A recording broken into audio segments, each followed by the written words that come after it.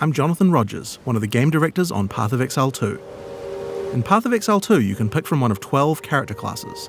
Each character has a combination of primary attributes that they focus on. Today, we'd like to show off a character who specializes in strength and intelligence, the Druid.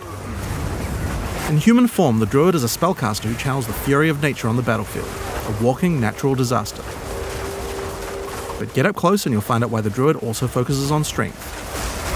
You can transform yourself into one of several wild beasts. Today we want to show off the bear form. Transformation in PoE 2 happens automatically when you use a bear attack. Use Bear Maul and your character will transform into a bear, into a meaty swing. Use a spell and your character transforms back into a human and casts it. Hitting enemies with the Bear's Maul attack will build up rage, which increases your attack damage, so your bear gets stronger with every attack. You can see the glowing runes that indicate rage on your back. Have a lot of weak enemies to take out? This is where you probably want to break out your Rampage. Let out a roar and stampede over all enemies in your path, slamming the ground with your paws. The initial roar generates rage, and then the rage is consumed as you charge along. You can use Rampage by itself to travel a short distance, or do some mauling first to build up some rage and travel a significant distance.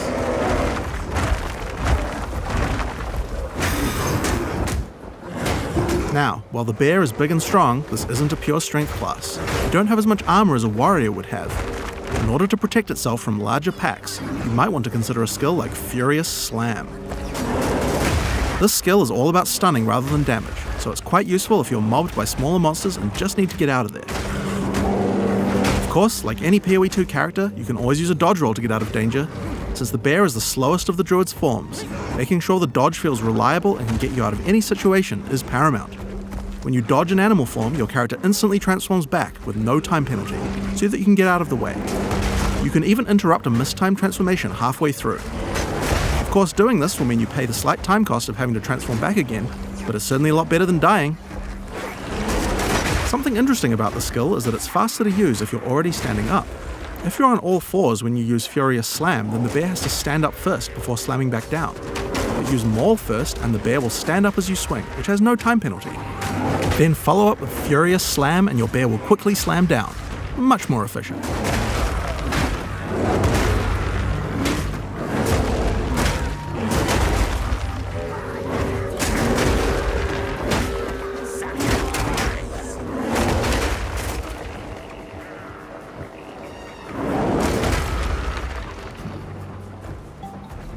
Next up, I want to talk about Ferocious Roar.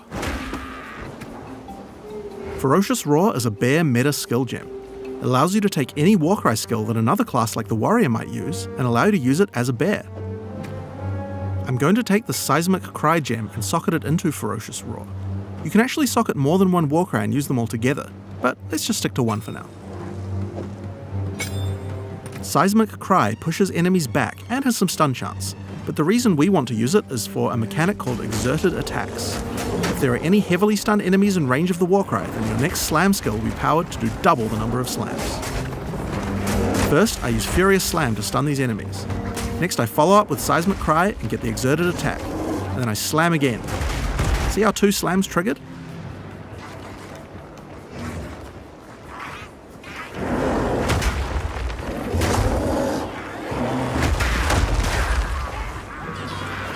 So, that's all well and good, but how about we try that again using Rampage? First, get a bit of rage, slam to stun the enemies, Seismic Cry to get the exert, and then Rampage around to do insane amounts of damage. So we've covered some of the bear side of the Druid, but how is he as a spellcaster?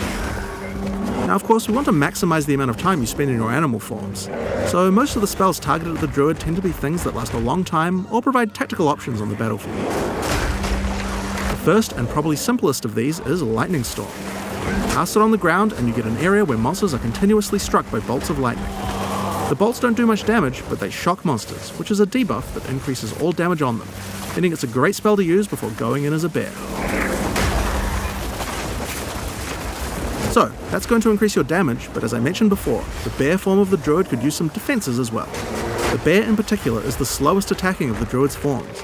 He hits hard, but if he gets swarmed too much, it will result in your death. That's why Tornado is so useful. Circle walls Tornado sucks monsters in, allowing you to split up packs and deal with groups separately, or pin monsters in place and set up combos with your other skills. The Tornado doesn't really move big monsters much, so you can actually use it to separate a boss from its minions too. The Druid also has the ability to summon animal companions. This is another really useful defense because wolves can take aggro from you, keeping monsters away. In addition, the wolves howl as they are summoned, putting a temporary debuff on enemies that makes them more vulnerable to critical strikes, and giving you a reason to resummon them in combat. The last Druid spell we're going to talk about today is Volcano. You can cast it quickly like this and it will spawn just a few projectiles. Or you can hold down the button to channel it for longer, which will make it fire a whole bunch of projectiles when it spawns, doing a lot more damage. The Volcano sticks around firing its little projectiles for a long time, so it's another good skill to cast before turning into a bear. Now, the reason you're going to want to turn into a bear after using Volcano is that any slam near the Volcano results in it spewing out even more projectiles.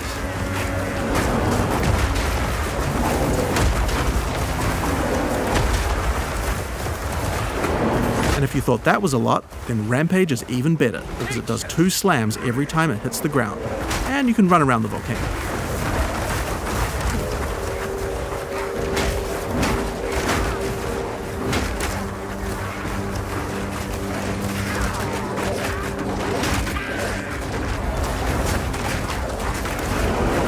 Now, if you've been paying attention, you might have realized that this is going to be extra good with Seismic Cry, which we were using earlier to double the number of slams.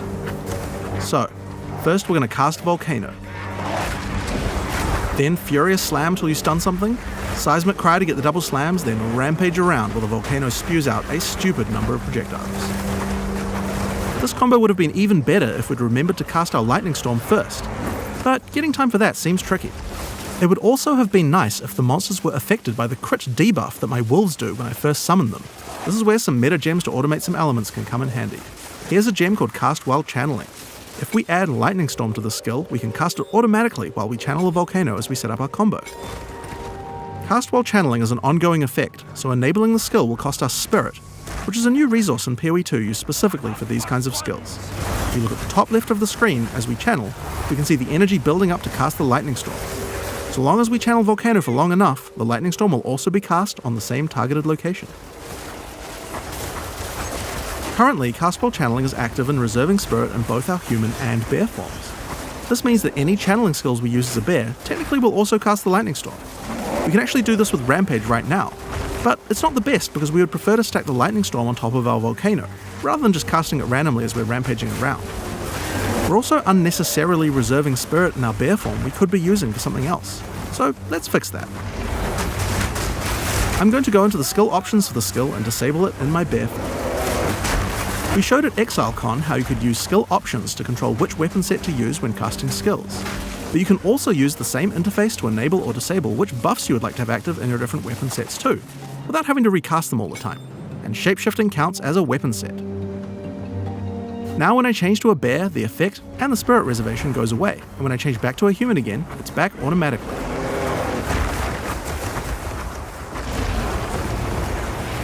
So, now that we have some extra spirit available as a bear, why don't we make our life a little bit easier by automating one of our other skills? This is the Cast on Melee Stun meta gem. I'm going to put Summon Wolf in Cast on Melee Stun, so that whenever I stun a sufficient number of enemies while I'm a bear, it will summon another wolf. This is great because usually when I'm stunning, it's because I'm about to do my exerted attack slam combo. When wolves come out, they howl, adding the crit debuff to the monsters, right when I need it.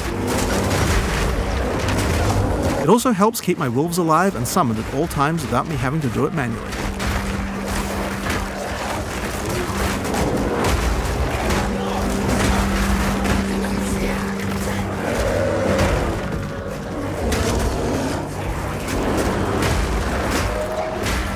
So, last but not least, let's talk about the skill tree. At ExileCon we showed how you could dual spec your character so that different weapons can use different passives. Well, as I said before, the bear form counts as another weapon set for specialization purposes, so he gets a tree too. If I open my passive tree, you can see how I'm near a melee damage cluster and a spell damage cluster. By holding shift, I can allocate these passives in my human form, and these ones as a bear. Now, when I change between human and bear form, my passives reallocate automatically, So, here we are at the Blind Beast. The goblins have enslaved a huge behemoth and gouged out its eyes. Now they're sending it in to fight you while they watch. What have they done to this creature?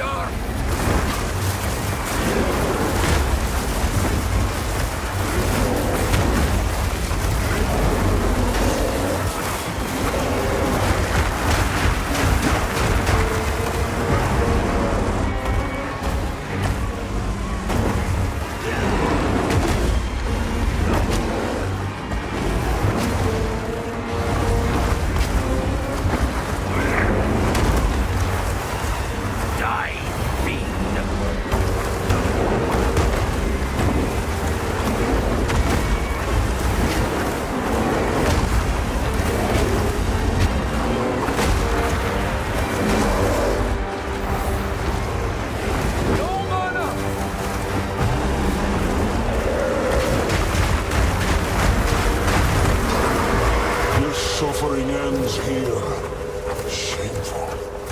And there we have it. With a little bit of customization, we have a build that can combine many different active skills to do some really interesting effects. At the same time, your skill tree reconfigures automatically at the right time, and your buffs reconfigure automatically as well. You can even cast certain skills automatically. But we also haven't lost the dynamics of combat. Many skills interact with each other, and the ones you choose to use at any different moment depend a lot on what enemies you face or what situation you're in right at this moment. And at just the right time, you might be able to combine all your skills in one crazy combo, get some satisfying screen covering spam, and do some crazy damage. Now, these are just some of the skills targeted at the Druid in PoE 2. We didn't even show you the wolf form yet.